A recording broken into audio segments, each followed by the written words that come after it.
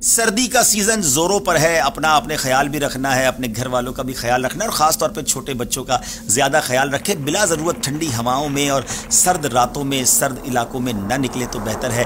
और इसमें कुछ एहतियातें भी बता देता हूँ। हीटर का इस्तेमाल होता है बहुत सारे मुल्कों में और कहीं कहीं तो गैस का हीटर होता है और हम बाज़ औक़ात उसके हादसात भी सुनते हैं। तो जब आप रात को हीटर यूज़ कर रहे हैं और सोने का इरादा है तो हीटर को बंद कर दें, रूम पहले गर्म हो जाए, फिर सारी रात उसे खुला रख कर ना सोएं, क्योंकि हमने कई हादसात सुने हैं कि गैस लीक हो गई, आग लग गई या गैस की वजह से दम घुट गया। और इसी तरह अगर इलेक्ट्रिक हीटर भी है तो भी रात सोने से पहले उसे बंद कर दें। और सुभान अल्लाह, मेरे आका अलैहिस्सलाम की अहादीस कितनी कमाल की हैं कि एक हदीस पाक का मजमून है कि अगर रात सोने का इरादा है तो अपने घर में आग को ना छोड़ो, बल्कि आग को बुझा कर आराम किया करो, क्योंकि वो आग जो है वो बढ़ भी सकती है और उससे आग लग सकती है। इसी तरह नाज़रीन, हम शॉल का यूज़ करते हैं, चादर का इस्तेमाल करते हैं, उसमें भी कुछ शरई मसाइल भी बयान कर देता हूं और उसके साथ साथ कुछ एहतियात भी। चादर का अगर आप इस्तेमाल कर रहे हैं, शॉल का इस्तेमाल कर रहे हैं, तो नमाज पढ़ते वक्त आपने एक एहतियात ये करनी है कि नमाज में इस तरह देखें, दोनों सिरे आगे की तरफ हैं, इसको सदल कहते हैं और नमाज में ये मकरूह तहरीमी है।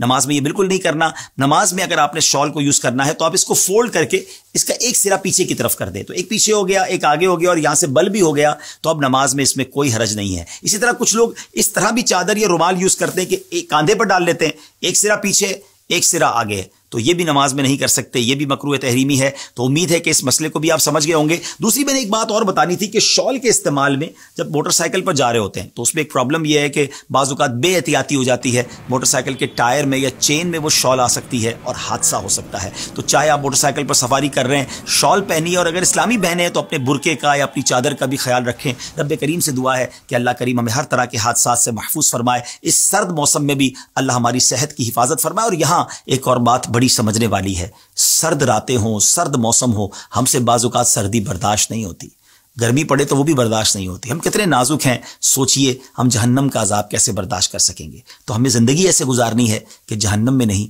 इंशाअल्लाह जन्नत में जाना है। नमाज़ें पढ़िए, अल्लाह की रज़ा वाले काम कीजिए। रब्बे करीम मुझे और आपको जहन्नम के हर किस्म के अज़ाब से महफूज फरमाए।